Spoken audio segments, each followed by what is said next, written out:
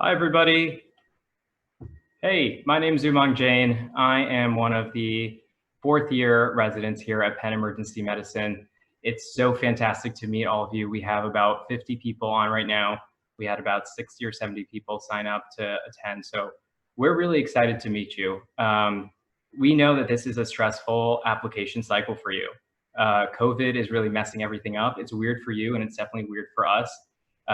It's your biggest stressor this year is trying to pick a program, trying to rank a program without having gone there, without having met the residents in person.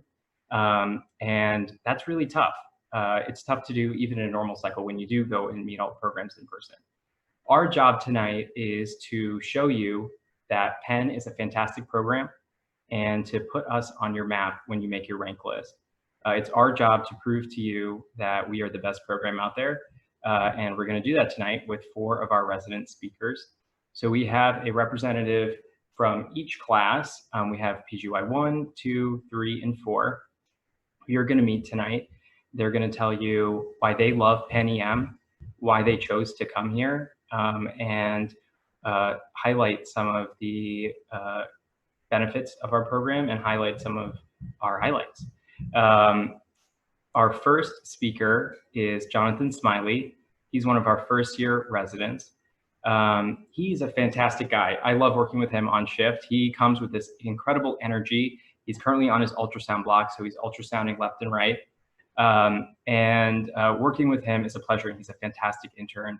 And I think he is definitely a perfect representative for the intern class, and I'm excited for you guys to meet him. Jonathan's also going to talk about some of the patient population that we serve here in Philly.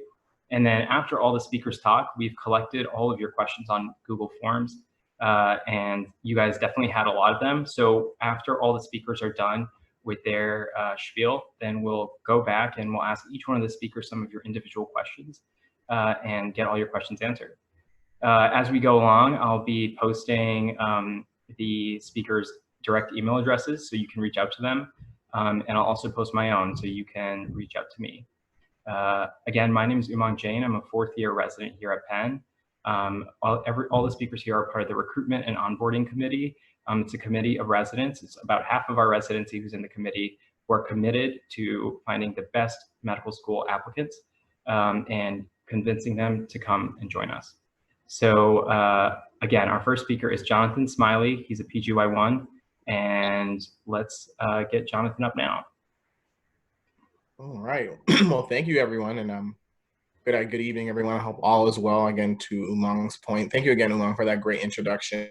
And I hope that you all are well. I just remember sitting in your guys' spot last year, a little different in circumstances. I did get to travel. So hopefully you'll be able to explore a little bit about our program, learn a little bit more, and apply. And hopefully we get to see you on the future Zooms as we kind of go to virtual interviewing. So again, yes, as Umang mentioned, I'm a first year here at Penn.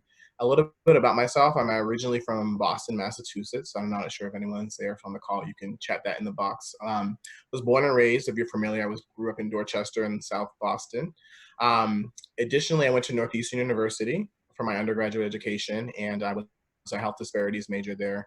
And in between medical school and undergrad, I worked at a healthcare consultant called Apt Associates. And similar reason why I was kind of interested in Penn is I worked on like a lot of payment policy reform with like CMS and ARC and quality improvement, and that kind of is one of my areas of interest. I went to medical school at the Howard University College of Medicine, very proud Bison, in Washington, D.C., for those of you who don't know it. I had a great time there. Was also really heavily involved in leadership and this Student National Medical Association, as well as my class. And I think those are all reasons kind of why I picked Penn is I think that leadership's important and developing interests outside of medicine are really important. I think those are things that you really get at Penn is, yes, you know, we are clinically strong. We have a lot of great programs, great hospitals that we work at clinically, and you'll get a great emergency medicine education. But additionally, you get experience in a lot of other things. I think everyone at Penn is like kind of EM plus. They do, you know, research and quality improvement and, you know, simulation and medical education. So there's a plethora of things that you can work on here at Penn. And so that's one of the reasons why I chose it. And as Umang mentioned, I've had a great time. I've, you know, started on EM and now I'm on an ultrasound rotation. And Maggie will get a little bit more into the rotations that you'll rotate through first year, so I won't go into that much detail. But I wanted to just really kind of highlight a little bit about the community that we serve. I had my chance to rotate and do my sub-I at Penn, and that's one of the reasons why I chose it. But I think a lot of you are probably all thinking, you hear Penn, it's a really big name, it's an Ivy League institution, and you just think of this kind of ivory tower and this quaternary center that just like serves patients from Dubai and all over the world. But I think one unique aspect about, and we do serve those patients as well, but I think one unique aspect about emergency medicine in general is that you are kind of really community focused. And we happen to be in West Philly, if you guys are maybe or maybe not familiar. And so of the 1.6 million people that live in Philadelphia, we have about a patient population of 200,000. And that's where our two primary hospitals that we rotate are located. And what's great is they're a very community feel. So just to give you like some, features, as I mentioned, there's 200,000 patient population. It's about 70% Black, compared to about 40% in Philly overall. And additionally, we serve a very underserved community at Penn as well. So for example, the city puts together kind of like these health outcome reports every year, and there's about 46 neighborhoods in Philly, and they put together and give them rankings based off all these kind of quality measures. And the like 3 out of the 4 of the communities of West Philly, they rank 37th, 38th, and 43rd out of 46. Of the neighborhoods in Philly. So a really under kind of served community. So just for example, I won't like bore you with numbers, but like one statistic is in terms of childhood poverty, about 60% of West Philly children are in poverty compared to about 36% overall in Philly. So it is a really underserved patient population. I know that's one reason that kind of I came here and it was an interest to me. Additionally, I think with that, we have 2 hospitals that we primarily work at. And you guys are probably most familiar with HUP, which is the Hospital University of Pennsylvania. That's our flagship, our quaternary center. And then we also work at I always put in quotation marks, this community site. It's called Penn Presbyterian Medical Center, and that's where our trauma center is, as well as kind of more of our hospital that serves the community. I say that to say is that one thing that's unique about Pennsylvania and a lot of countries, I mean cities and states are moving to this where we don't have a city or state hospital, so we end up kind of serving a really community population, Medicaid and Medicare based population there at Penn Presbyterian. Additionally, even at HUP, I think one of my attendings once said recently, it was just like, it's a unique place. So she said in one shift, she had a senator's mom in one room and in the next room, a domiciled patient. So even at our HUP, our big flagship hospital, you do have a really kind of community feel. And so I think that's just one strong aspect. And you really get to work with the community and engage with them and really help them. And one thing that I think I really like about this program compared to some other places that I rotated is with having a name like Penn, you have resources behind it to kind of help your patient population as well. So if you need a cab voucher, that's always readily available. We have great social workers and case managers that are in the ED that can kind of work with addiction and any type of like needs that social needs that a patient population has. And I think one thing that's also really unique that I didn't see it any of my other ways is that like in our kind of like discharge summary, if we're like discharging a patient, there's a whole bunch of order sets in there for, my patient needs like a list of shelters or a list of food banks or access to where they can get, opioid care. That's all built in. So you really feel supported. So you're not alone and you can kind of really focus on the clinical part. And there's a great team around you to support all those other social needs.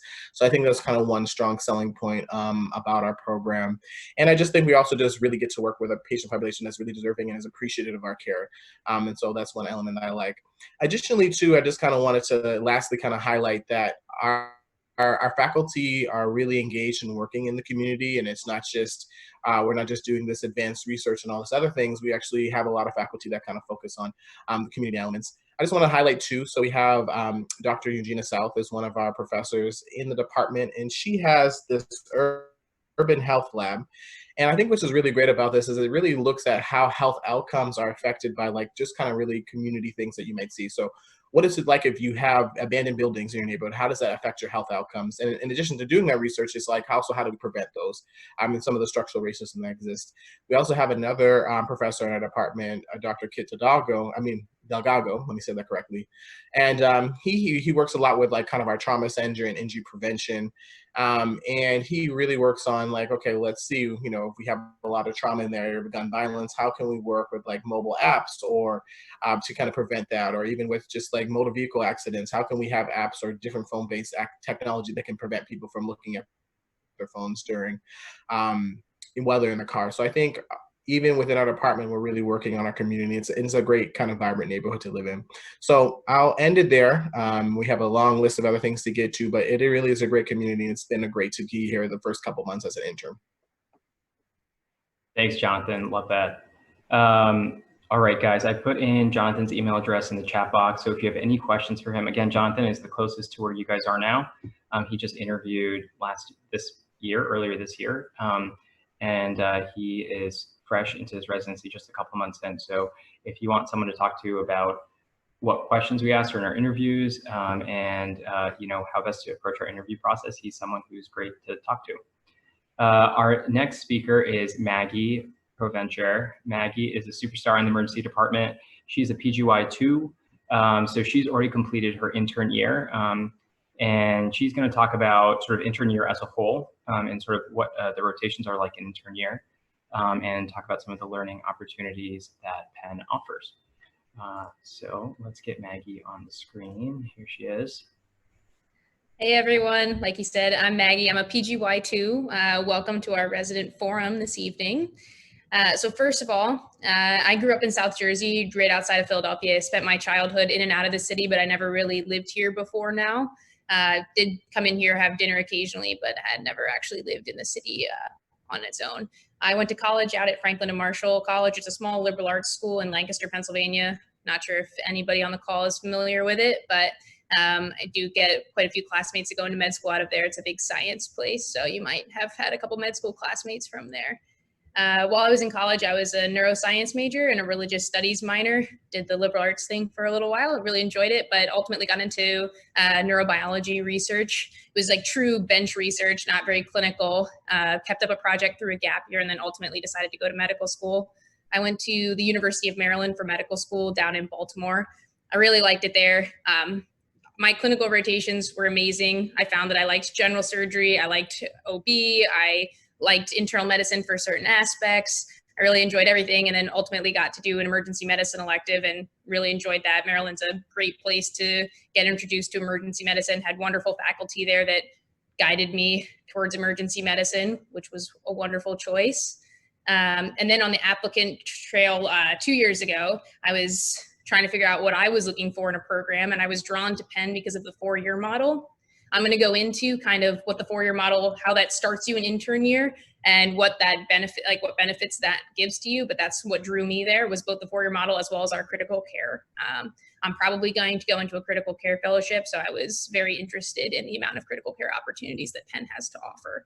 And also, I got to benefit from interviewing live and had a great time at my interview day, met some very awesome residents and loved the vibe. I'm sorry that you guys will have to interview over Zoom and won't get the same experience that we got.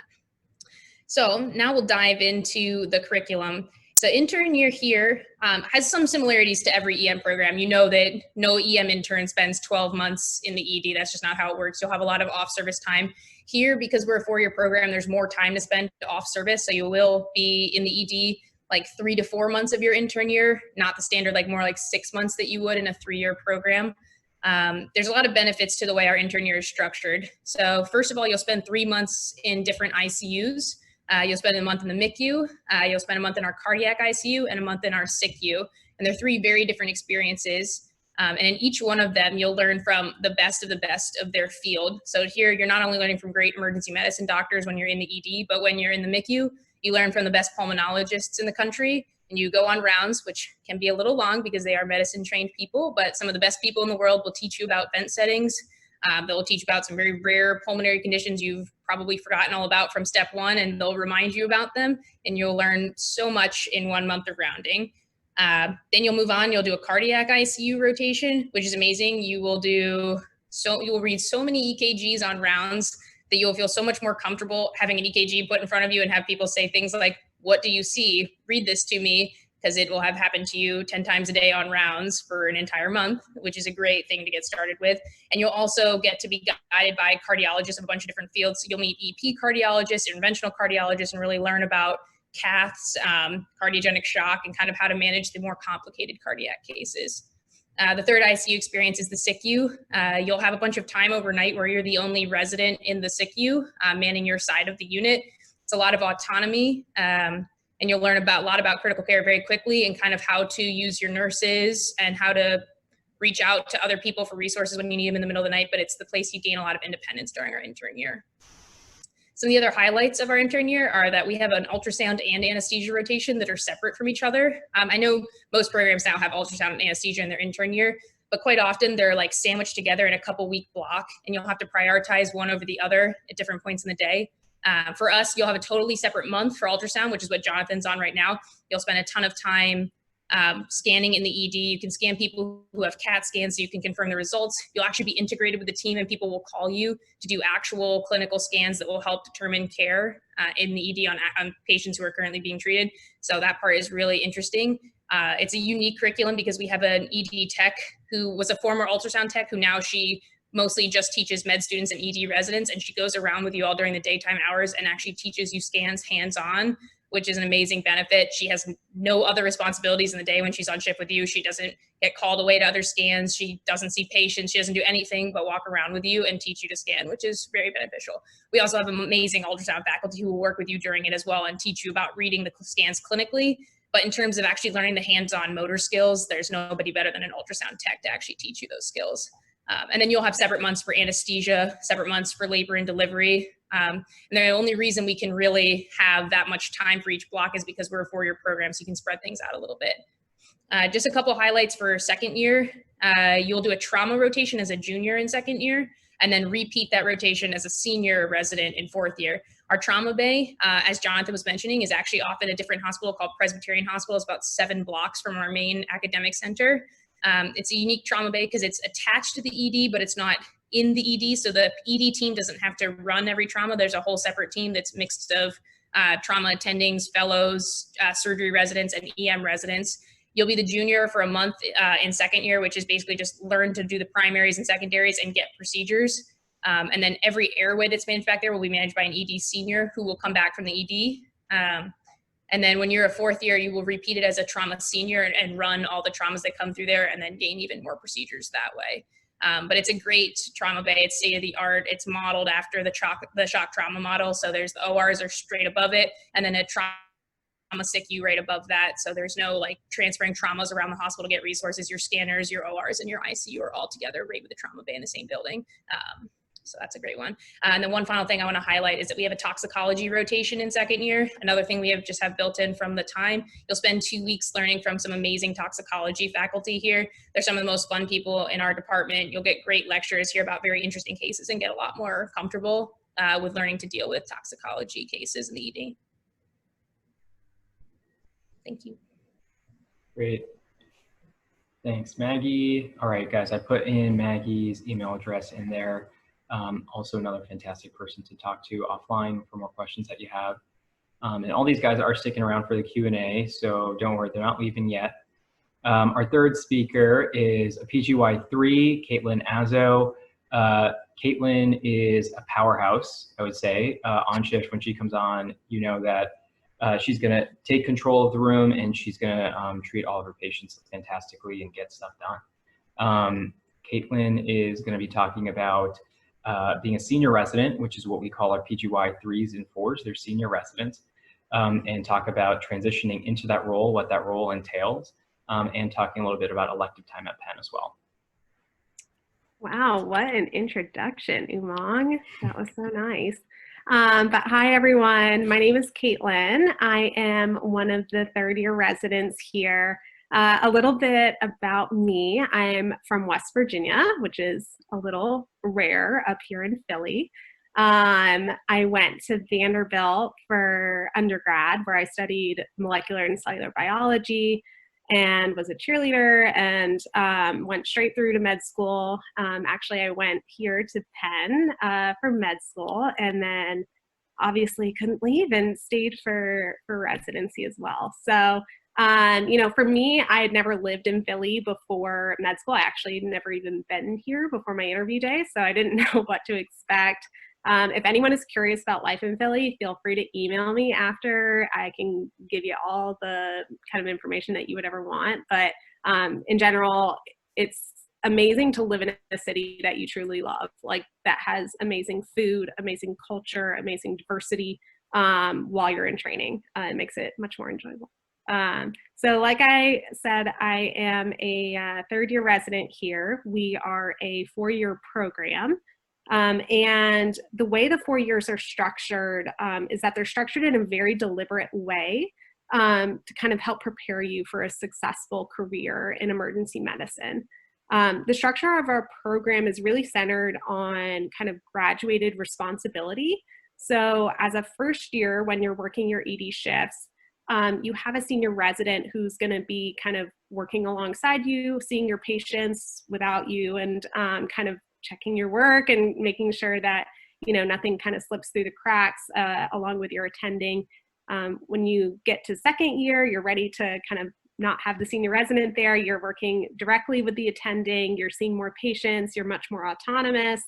And then by third year, you're going back to that kind of junior senior role, but now as the senior. So now is the first time, that's where I'm at right now. You know, you're kind of learning how to manage other people, to manage the flow of the department, and kind of develop the skills that you're going to need when you leave residency and start attending. And now that I'm in my third year, I'm also getting a lot more elective time, which is one of the fantastic features of our program. And I know when I was applying to residency, when I was in your all shoes, the question kept coming up of, you know, even amongst the applicants or during interviews, I would hear, well, great, you're interested in emergency medicine. What do you want to do? And I was so confused by that question, because I was like, I'm emergency medicine? Like, is there, do I have to have something else in addition to that? You know, I felt so accomplished that I finally figured out what I wanted to do and what I wanted to apply into, and I was there, and now I have to think about these next steps. And the truth is, I didn't know really. I had a bunch of interests, but I didn't know specifically kind of where emergency medicine was going to take me and where my interests were going to kind of align.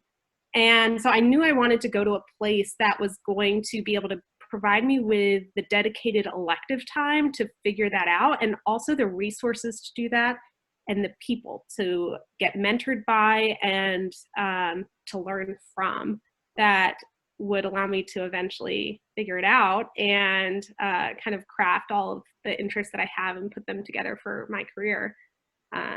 I am a little bit farther along now as a third-year resident than I was as a fourth-year medical student. So I've kind of really gravitated towards ultrasound, towards medical education. I love working with medical students. I actually do a lot of instructing through the School of Medicine for their ultrasound education program, which is run completely by our emergency department faculty, which is wonderful. And actually here we have kind of leaders in the field in many different areas: resuscitation, critical care, but ultrasound also. Our ultrasound division is extremely strong. The head of our ultrasound division is actually Nova Panabianco, who is actually the president of SAEM's ultrasound division. So like a very prominent national academic society in emergency medicine. And, you know, she ended up passing my name along to an ICU doctor here at Penn who was looking for clinical ultrasound instructors for a week-long instruction program that she was running in Bangladesh for some of the physicians there. And I got an email one day that was just like, you know, would you be interested in this? And of course I was. And, you know, because I was here, because we have the flexibility built into our schedule where we have elective time built in, I was able to take 10 days as a second-year resident and go on this trip with 6 attendings and teach bedside ultrasound to the physicians in Bangladesh's government hospital. And, you know, I don't know as anywhere else would have really prepared me, first of all, skill-wise, to be able to do that, but also just with the flexibility of schedule and the kind of support that you get from faculty, both from your program director and just the faculty in general, to really take advantage of that time and to do these really cool opportunities that pop up. And, you know, I think that speaks to the importance of the opportunities that are going to be available to you here at Penn. whether it's kind of working on a side hustle with the business school or working with kind of, public policy research. There's so many avenues that you can go down, and anyone you talk to about it is going to be so excited for you, and if they can, point you in the right direction if they're not the person to do it alongside you. And the last thing I just want to highlight is the importance of kind of the entire academic center that you're going to be training at. Like Maggie was saying, your first and second year, not just here, but at any emergency medicine residency, you're spending at most half of your time in the emergency department. And I didn't realize that as an applicant, that your first year or two, you're really off service a lot. And that's an incredibly important part of your training as well.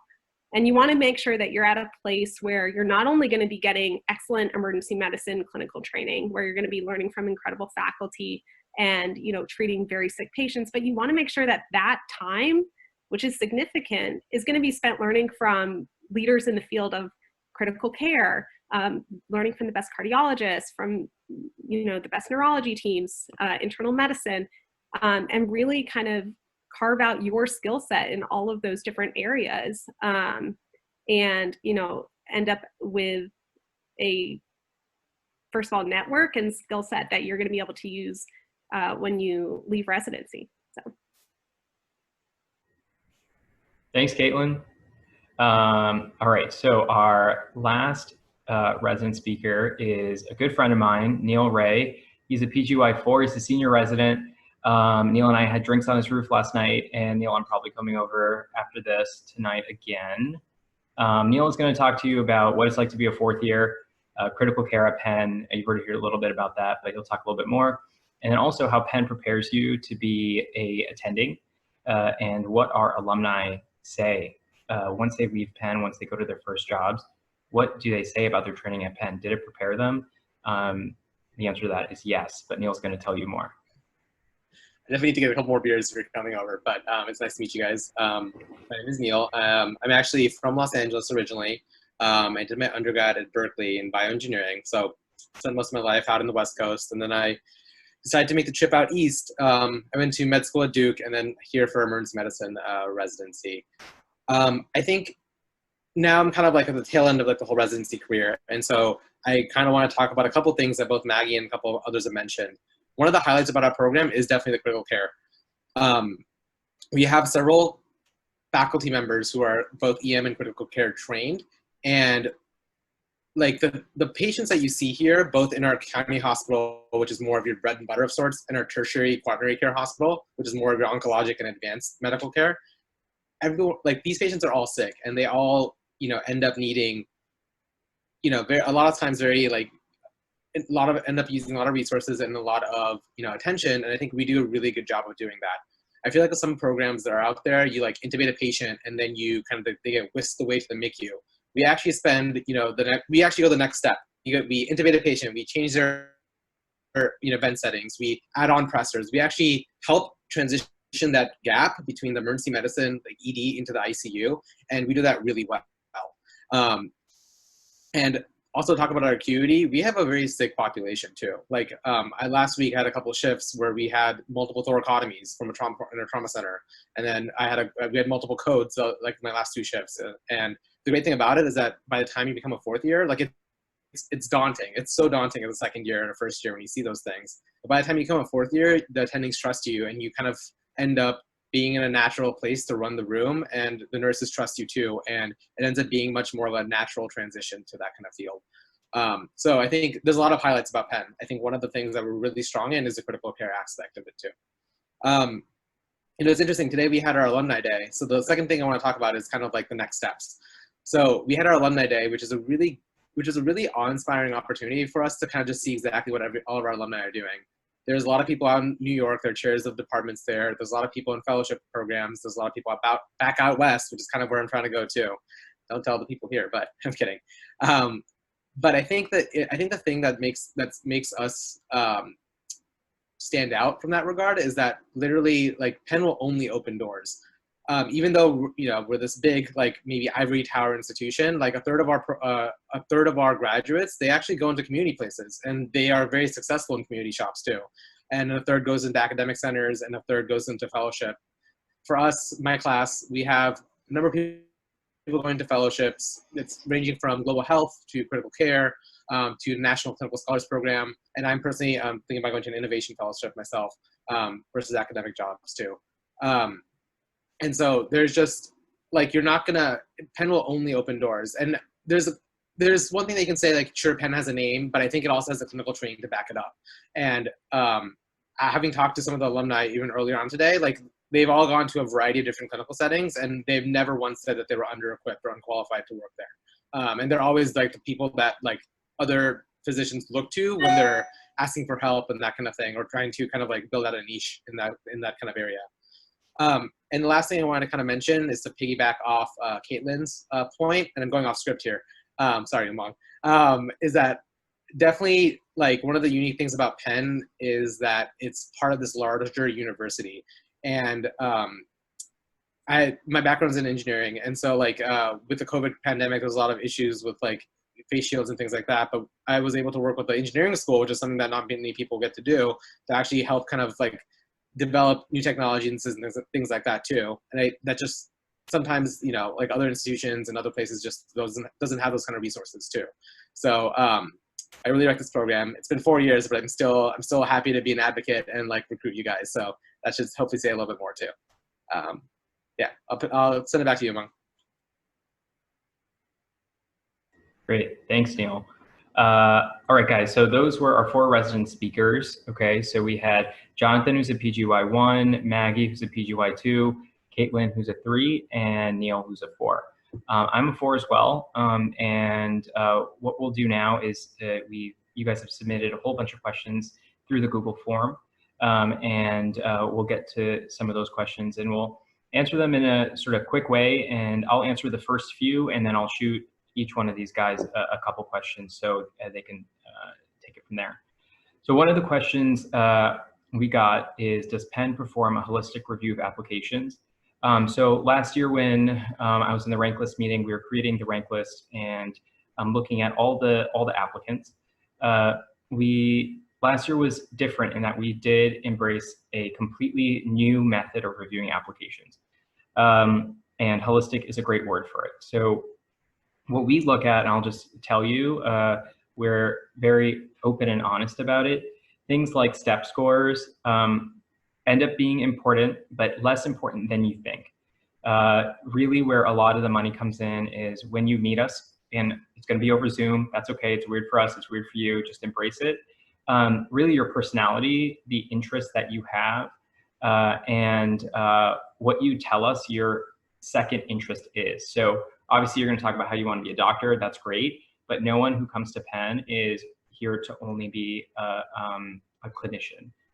They want to do clinician plus something else, and that's what you need to figure out. And if you are able to eloquently have something, that might not be what you end up doing, but if you're able to eloquently say that, that's huge. That's 95% of the battle.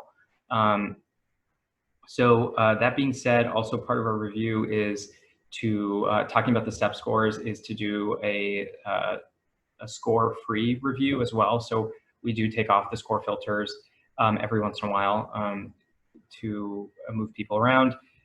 We have a massive diversity and inclusion effort this year. You'll hear about that more on the webinar on September 23rd. But we do make it a point to interview more URM or underrepresented in medicine candidates because that is something that our program has failed at in the past. It really needs to get better at. So those are some of the ways we perform a sort of a holistic review of applications. It is not just your step scores, especially in emergency medicine. That is not the predictor of a good emergency physician. It's the person who is social, able to talk to patients, and it's someone who you want to sit next to at 2 a.m. On a really crazy night shift when people are coding left and right. So I encourage you to focus on just being yourself when you interview, and I think that will take you a long way. Another question I got is, does your program have osteopathic residents and faculty? And if it's not, and if not, is the administration open to matching osteopathic applicants? That's a great question. We do have DO faculty. We have a few but we do have DO faculty. We currently do not have any DO residents. And again, that doesn't mean that, that's going to be held on for next couple years or next year. Again, all of our applications are reviewed holistically, so everyone is independent. I think if you look at the current applicant list, you won't see the current resident list, you won't see a DO, but that doesn't mean that there isn't sort of the opportunity there. And again, every year is different. This COVID year is really going to be different. So I wouldn't let you coming from an osteopathic program deter you from applying. Another great question, which this is great. Like, have you had any resident couples match? Like doing the couples match? I don't think I know that there was last year when we were reviewing applications, I knew that there was like 1 or 2 couples who were applying in the couples match. And yeah, so we do definitely consider that. We don't currently have residents who were coming in together as part of a couples match, but we definitely consider it. It's not a hindrance at all. It is something that's definitely doable. And I think if you're couples matching, you know the inherent difficulties in that anyways. But I'll tell you that Penn is not a program that is disqualifying couples. Yeah, again, as you can probably expect, both applicants have to be strong independently. Okay, those were the questions that I wanted to answer. Okay, actually, we had one of our applicants who couples matched, Adam Bossert. He is a PGY2 now. He couples matched, he's EM, and his wife, I think, is IM or OB or something. So that did happen. I thought the question was both people coming into EM, but yeah, certainly we've had people who come into EM and their couples and their partner is in another residency. What else? Yes, and then we've done couples matches within the city itself of Philadelphia. So there's a lot of programs in Philly, a lot of other EM programs, non-EM residencies as well. So there is that ability too. There are a lot of hospitals here. Great. Okay, so the next question is, I'll direct this one towards Jonathan. Jonathan, your question is, do a lot of residents hang out outside of work? How is social life at Penn? I think it's great, but tell me what you think. I think it's a great question. I think it's a great question to ask. And I think when I was on the interview trail, that's one piece that I really wanted to look at is how do the residents interact? Are they cool to hang out with outside of work? Because it's an important piece, especially I know Prey is from Howard, and that's a big mantra that we have. We kind of work hard, but we play a little harder. And so that was important to find in a residency that I was looking for.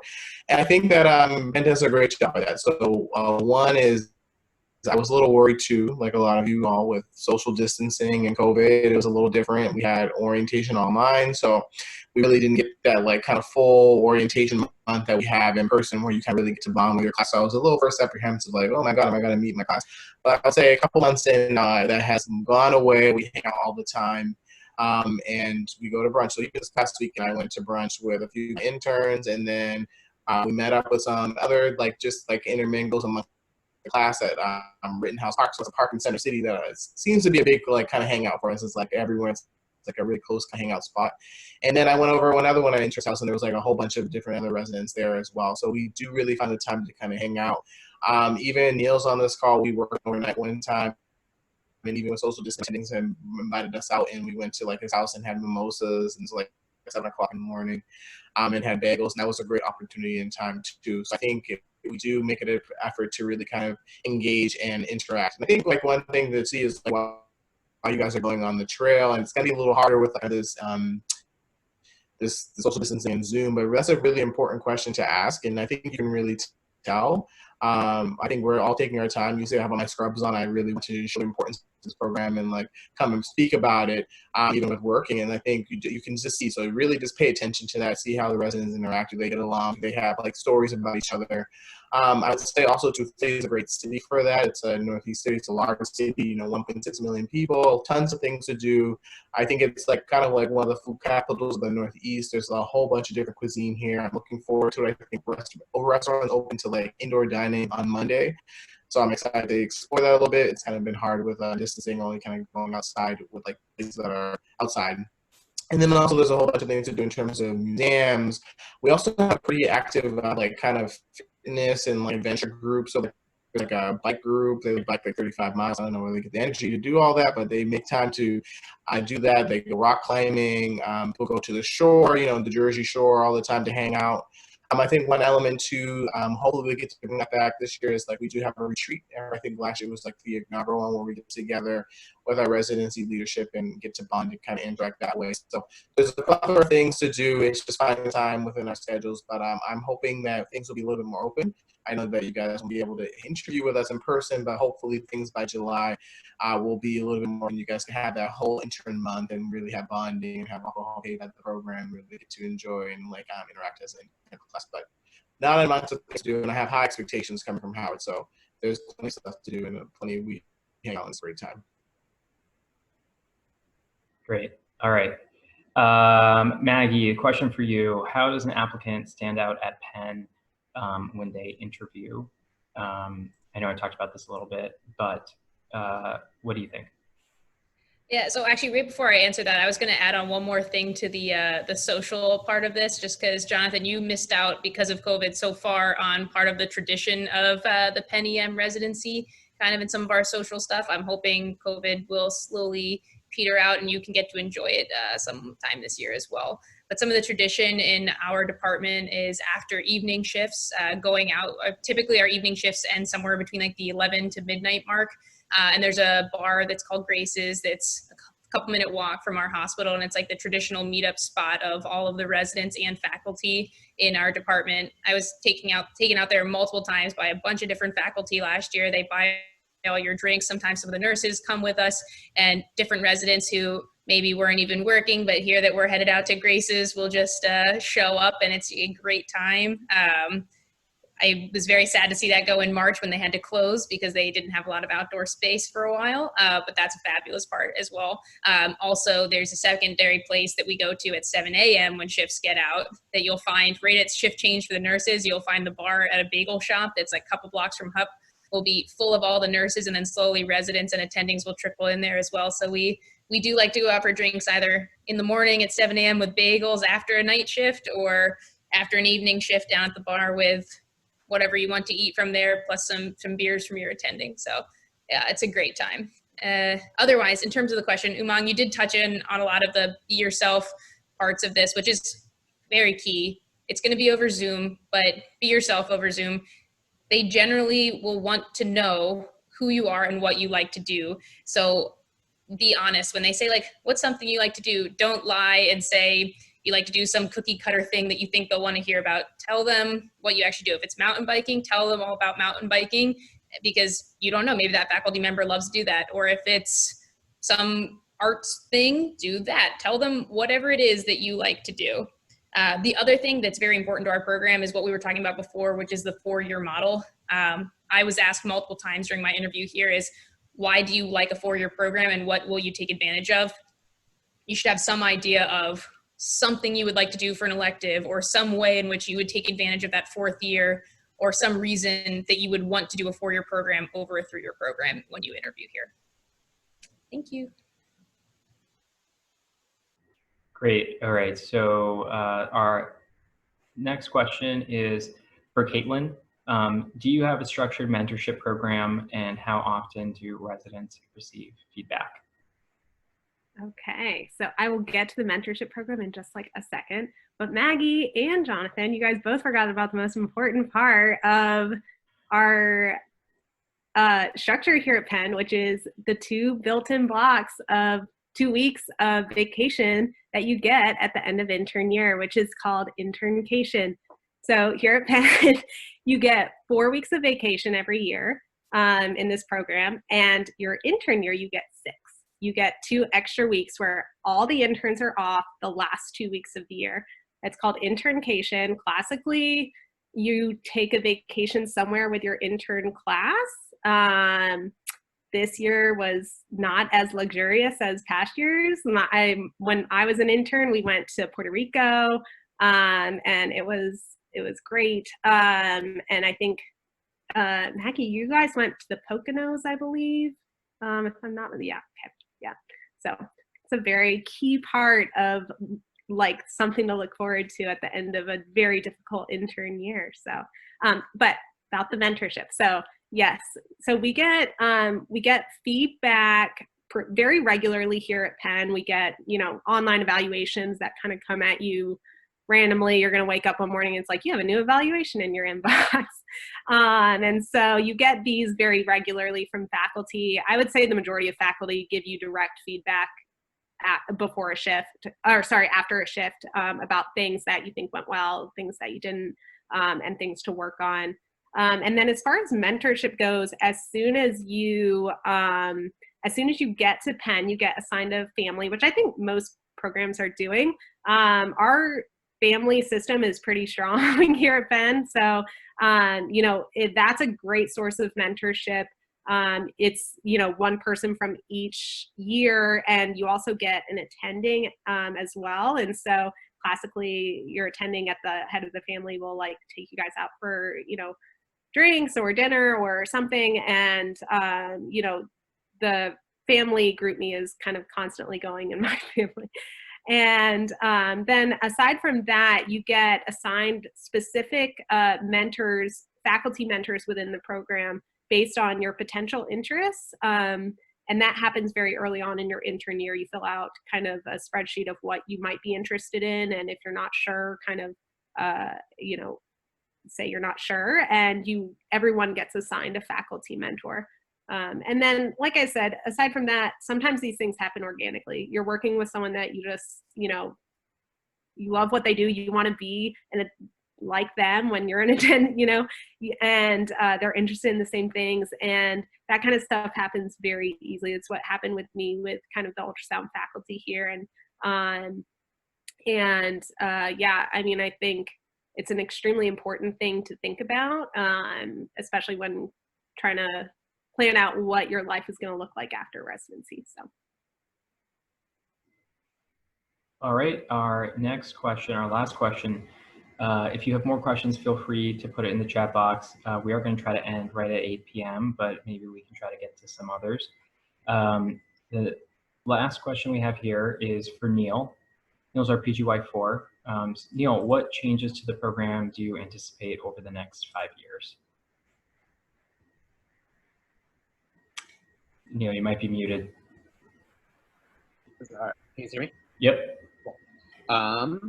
So one of the things I want to mention before I just answer that question, I think one of the things also unique about emergency medicine in general is that we're very close with our nurses. We go to happy hours, we go to tailgates, and we have parties together. It's a very closely community. So while we're social as a residency, we're also social with our colleagues as well. But to answer your question about the next 5 years, there's a lot of things in the horizon. COVID definitely, it's kind of like changed some of the time course of some of these things, but we have a new pavilion opening up in the end of next year, or like mid next year. It's going to be completely, I saw the sketches for it. It's beautiful. It's going to be a 2-story emergency department. Every single patient has a private room, multiple CAT scanners. From the emergency medicine standpoint, it's going to be state of the art. So that's going to be a huge, boon, I guess, for our field. And there's only like one other emergency department in the country that has a 2-story ED, but that's going to be a huge change. And then other things that are just kind of on the pipeline is that we currently have a lot of fellowships. I would definitely encourage you guys to look at our fellowships on our website at PennEM.com. But we're also working on building out like a EMS fellowship, as well as there was one more fellowship. It's coming to me. We just started our MBA fellowship too with Wharton. But just another example of all the collaborations that you guys can kind of like work with throughout the institution, the greater institution as a whole too. So there's a lot of changes that are happening during COVID too, especially. I feel like we as an institution we were able to pivot, and we were able to be pretty responsive to the needs of our patients and our providers too. So I think that's always a good thing. And while it's going to be hard for me to predict exactly what the next 5 years is going to be like, I can tell you from my past 4 years that change is something that we are accustomed to and we embrace, and it's always for the better. It's always for the better. Great. All right, guys, thanks so much. I don't see any other questions in the group chat, so we'll hold off for now. And then if you do have any questions, please feel free to reach out to any of our speakers. I will say thank you so much on behalf of all of us for joining tonight. There's 50 people here tonight. It's fantastic. Thanks for your time. Again, you're embarking on this huge thing where you need to somehow show your personality and show your interests over video. It's new for you, it's new for us. So what I'd recommend is to just embrace it and to really sort of try to enjoy the process and embrace the awkwardness of it, because it's fine, we gotta figure it out. I want to encourage you guys to come to our next couple webinars. We have 4 more. One is to meet the program leadership. That's on September 22nd. Another one is diversity inclusion at Penn. That's on September 23rd. Women in medicine is September 30th. And then life after PennEM, where we talk about fellowships and careers, that one is on October 7th. Thanks so much to all of our speakers. I'm going to post their information here again one more time, as well as the information for the webinars. And I will show you guys our flyer for the webinars as well. If you are here today, that means you'll automatically get an email for the other sessions. So about the day of, you'll get a Zoom invite so you can join that evening. So nothing else you have to do. You've already signed up. We have your email and we'll email you. All right. Thanks, guys. Thank you.